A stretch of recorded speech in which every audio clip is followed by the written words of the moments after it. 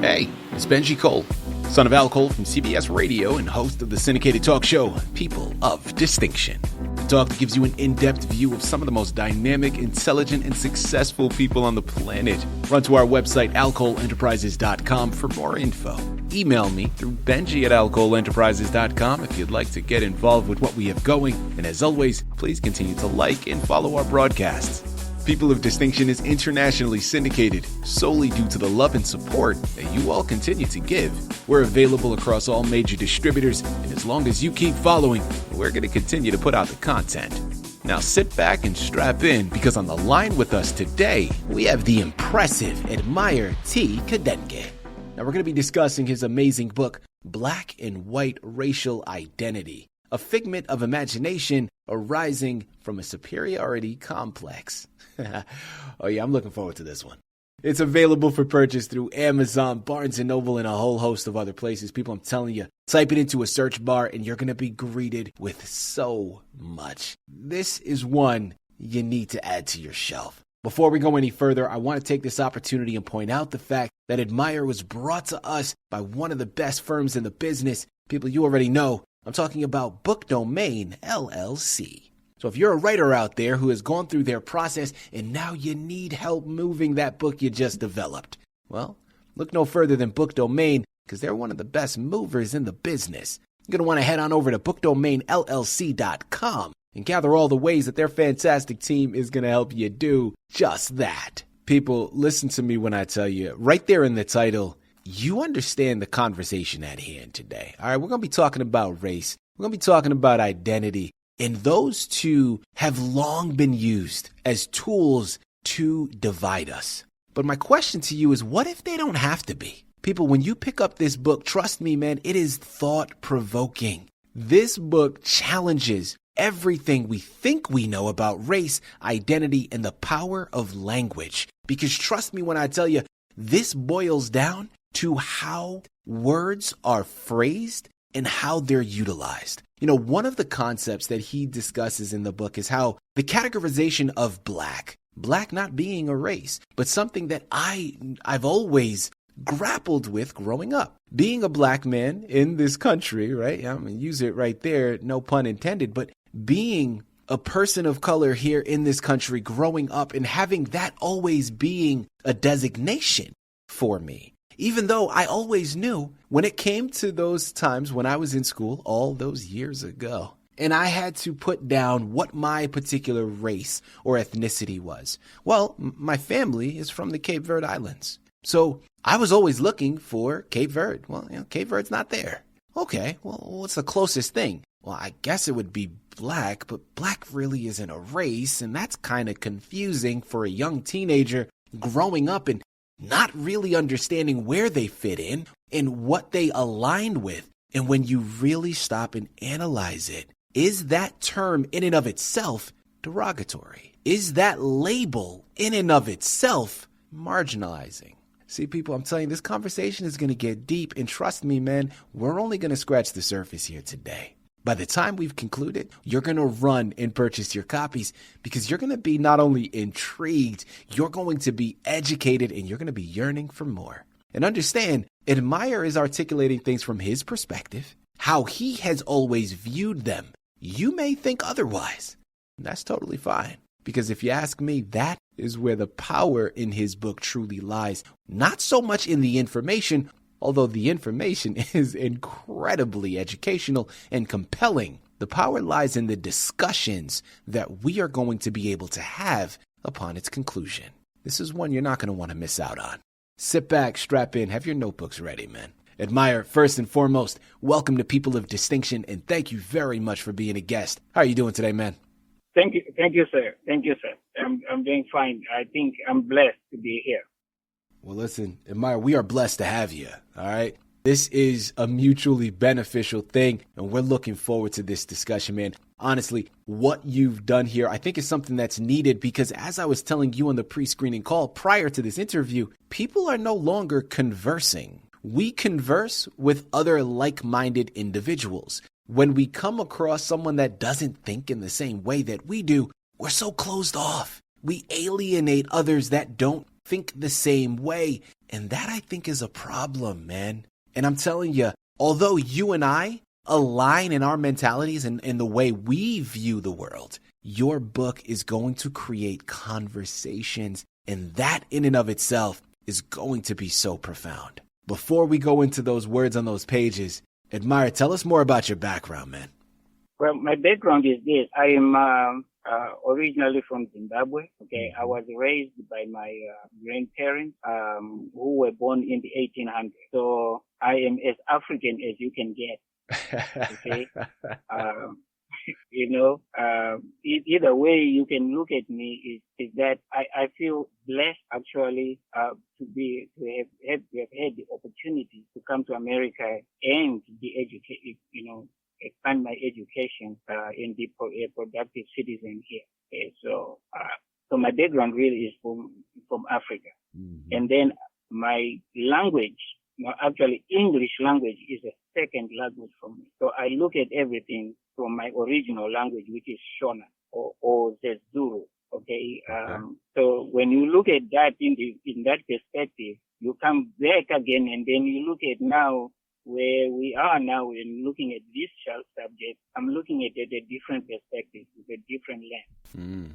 Well, Admire, I appreciate the breakdown, man. Thank you very much. Without further ado, let's jump into this book, Black and White Racial Identity.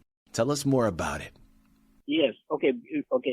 Black and white. Okay. I'm actually wondering, even today, why we even have that as black and white. It means somebody has to say, who said that it's black and white? Because if you look at originally as a race, if you look at biblically, God only created one human race, okay, with Adam and Eve. So he did not create us differently from anyone, you see. Now, you can even expound on that now, and then you break it down and say, and then I ask you, for example, okay, this whiteness, right? The two, white meaning European origin, right? Caucasian origin. Yeah. And then black, you are talking about African and African, descendants and everything, okay? But now, okay, white and black is a color, you see. It's a color. What made you a human being actually, put in a color on a race of anybody? We don't have the right to do to say. So I can even go further and say, look, for example, okay, people from, let's say, like Russia are called Russian. People from China are called Chinese. People from Japan are called Japanese. India, Indian. Why people from Africa called black and why people from Europe called white? It's only a question, because, like I said before, English is not my native language. Okay? So this is why I have to go deep into the research of finding out where is the origin of this, of this racial identity. Yeah. Okay, so we need to look at people from geographical, where people come from geographically, you see. And when you are saying, even my brother, as you say, colored people, okay, to me, I have a question about that too, because why? Because nobody is transparent, see? Yeah. When somebody says you're colored, okay, then I will come back and then say, look, at least I can see you. Anything that you can be seen by naked eye is a color. Is a color, yeah. Okay, what is the true color now? Okay, is anybody truly a white person in the color? If we are not go there, okay. And true, like I said before, I'm as African as you can get. But am I black? Even when you look at it, I call it a complexion. You see, but not a race. Okay. Admire, I love what you're talking about here. Okay, so let's continue diving down this rabbit hole, man. So the argument now is against the categorization, right? The color, the use of a particular color to designate someone else. Okay. I look at the subtitle of your book, A Figment of Imagination Arising from a Superiority Complex. Now, that can be interpreted in many different ways. When I look at that, it has a very particular notion for me. But I want to hear it from you. what inspired you to create that title and that subtitle specifically as the representation for your book? Okay. See, it is very, very simple. Just look at the history, okay? Mm-hmm. We look at the history, even at this, in this nation, okay? It's going directly into slavery, okay? Even before slavery, there was colonization, you see, in Africa. Yeah. Okay, so when you have, the colonization of Africa, it brought in the slavery. Okay, and then from the slavery now, right? It's about the domination of other people. You see, that is where you can't dominate somebody unless you think that you are superior. You see, so when you have that kind of mentality, that brings you in a superiority complex. You see, and then what do you do now? Okay, then you say, oh, well, anything now that is inferior, it's dark, it's black magic, right? Yeah. Okay, the black magic is different from, let's say, I can also say on the other side, a lie, right? A lie should be a lie, but a white lie looks like you're kind of cleaning it up, right? A lie that is cleaning up. But guess what? It is still a lie. Yeah, absolutely. So the superiority complex is because of conquest. You see, it is even deeper, my brother, when I really look at it, because here's what happens. I'll give you a scenario which I didn't even put in the book, right? You have two computers. Let's say if you take a compact computer and an IBM computer, right? Mm-hmm. You can take one computer to represent each other, right? But a computer has two characteristics. It is hardware and software. That makes it work. Okay? Now, when you take a computer, an IBM computer, which means you have taken an African from his environment, right? What do? You deprogram it. You delete all the software in there, okay? Mm-hmm. Which means you are taking off his language, you are taking off his culture, everything African in him. But what is he left with? He is left with the hardware, okay? That hardware will never forget that I'm an IBM computer, you see? Yeah. Okay? But then you come back, and then now you are taking now the software from a compact computer, okay? And then you are changing now the language, you are changing the characteristics, you are changing the culture and everything, you see? But does that work? It will never work. Because what? Because God created that IBM computer as an IBM computer. It's the same thing with people, you see? So we shouldn't hurt ourselves, or we shouldn't divide ourselves because of the way we look, you see? Yeah. Because the way we look it's up to God. We don't control it. Nobody can actually make himself the way he is, because he was created that way, you see? So we need to unite each other. We need to join hands. Don't look at how we look at. It's a characteristic, yes. Our complexions are different, yes. That's different, for example, geographically from where we came from. You know, the characteristics that come with the weather conditions based on which area or which part of the earth you come from. You see, and for centuries and centuries and everything. You see, so we are one people. We are basically one people, like what we used to do. We are one. I'm telling you, people, the book is called Black and White Racial Identity, a Figment of Imagination Arising from a Superiority Complex. It's Amazon, it's Barnes & Noble, it's a whole host of other places. Remember the name Admire T. Kadenge. This is something that he's comprised, man, but this conversation has been happening for a long time. And I think it's something that we can address, and hopefully at some point, maybe this is just the optimist in me, at some point we can put it to bed. Because like he's making this, yeah, we may look different, but at the end of the day, we are all the same. We're all, if we're looking at it in a religious standpoint, we are all God's children. We have all been created in his image. The only thing that's separating us is the color of the skin. That means nothing. You know, I love the analogy that you used, Admire, in terms of, you know, the hardware versus software, and how if we look at human beings as almost a computer, like we are programmed to think and behave in certain ways. So my follow-up question that I want to go in, thinking with this analogy and understanding the programming that we are now taking. Well, a lot of that programming happens to the environment in which we're in. For a lot of us here in the States, that environment is going to be either our family members, people in our community, but also a vast amount of that programming comes through what we are taking in. The TV shows we're watching, the music we're listening to, the podcasts we're listening to. Just to hone it back in here to people understand. Anyways, I'm curious to know, though, the role of the media, I think, is an interesting concept here to dabble in. How do you think that media and pop culture perpetuate or challenge the divisive use of race and identity?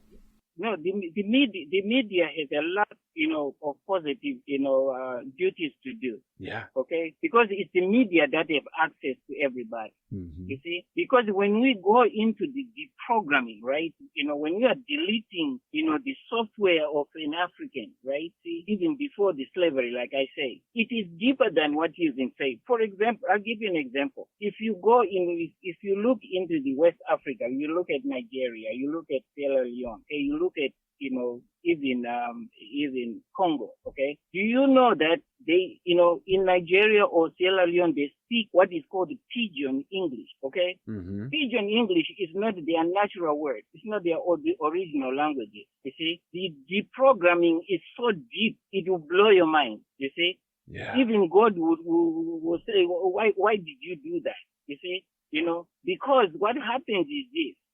When one particular people, okay, go and look at another in a derogatory way, okay, and then they demean each other to a point where, for example, you could say, Africa is a third world country. I think you have heard about that. Yeah. Third world. See, me as an African now, and I know I look at my history even for my grandfathers, and I say, look, hey, okay, when the Zimbabwe ruin was built, where were you? Okay, if you look at the architecture of the Zimbabwe ruins during that time, maybe in the around the 12th century or earlier, okay, there was no colonialization in Africa then. Look at the University of Timbuktu up there in Ethiopia, right? Okay, where did that come from? That came from the mentality of third world mentality. It's a question I have to ask, you see? Yeah. But the problem that we have always had as Africans, okay, is that we do not defend ourselves when these things happen. You see, we are so receptive to everything, okay? Even the month that we came from here, it's a black one. February is what, my brother? You call it what? Yeah. They call it Black History Month here. Okay, Black History Month, okay? Do you see what I'm saying? Yeah. It is the program. It is just too deep. You see, it's just too deep. Yeah, in my opinion, I would say we are better than this. Okay, we are better than this. Okay, let's get better because we represent God, and God does not expect what we are doing. You see, these divisions that we are doing, they just bring distraction to everybody. Listen, admire. I'm telling you, man. Listen, I agree with you. The programming is deep. I'm not going to say too deep because I'm an optimist and I believe that we can get past this. I believe that we can deprogram in the same way that we have been programmed. Now, people, it's going to take time, man. It's not something that's going to happen overnight. It's going to take time. It's going to take effort. It's going to take work, but we can do it. And that's why I'm telling you, this book is truly going to begin the conversations, and it's going to increase awareness. And once we become more aware of the programming, you're going to start to catch yourself. Little things, man, like he was saying before in the interview. And again, great examples that you used. You're talking about terms like black magic or white lies. Like when you really stop and you analyze it, you're already most likely subconsciously, right? You're not even doing it intentionally, but you look at black magic. Oh, that has a very negative connotation. White lies are still lies. But for whatever reason, because it's a white lie, it's just a little less severe. So it's a little easier to take. And again, subconsciously, you're connecting something that is a little bit easier, a little bit more accepting, and you're connecting that with white, black magic. negative connotation, scary, dark. You're connecting that with black. So inherently, subconsciously, we're starting to formulate these connections. And again, like he's saying, man, it runs deep. But when you start to have these conversations, you're going to start to recognize those things and you can adjust in your vocabulary. And then it'll start to spread. The ripple effect can truly start to change lives and create momentum. My follow-up question and my final question here for you, Admire, because listen, man, I could sit here, I could talk to you for hours. I'm loving this conversation, brother. For the future here, how do you envision your work, this book, impacting future generations or even, people now, not even necessarily future generations, but culminating all of that to help others have a broader conversation about race, identity, and unity? How do you see your book assisting in all of that? Well, the way I see my book is like this. I understand, for example, the way at first I looked at it myself, okay, is this. Most of the people are receptive to being called black, but they are not receptive to being called nigger, right? Yeah. Okay. So here's what I ended up doing. I went and did my research to the English language itself through the Webster's dictionary, you see? And I say, look, because English is not my language, right? It's not. So let me go deep down, to the authors of the English language and their definition. And that blew my mind to a point where I saw that, actually being called black is the same thing as being called nigger. It's the same thing. Okay. So if it is like that, right? If it is like that, therefore, to me, there ought to be a law. Okay. There ought to be a law. What is wrong in being called, African American? You see? Okay. And then I also even challenge even my African brothers and sisters to say, look, even the way you look at, the African Americans in America or in the diaspora, okay? Do you know that if you can unite, you'll be so powerful in terms of the richness of culture and everything, okay? Because it wasn't their fault. You see what happened. And also to my supposedly white, brothers and sisters, I said, look, you know better. We are the same. Okay. There is no reason why your race should be called a color. See? Yeah. It's the meaning to God.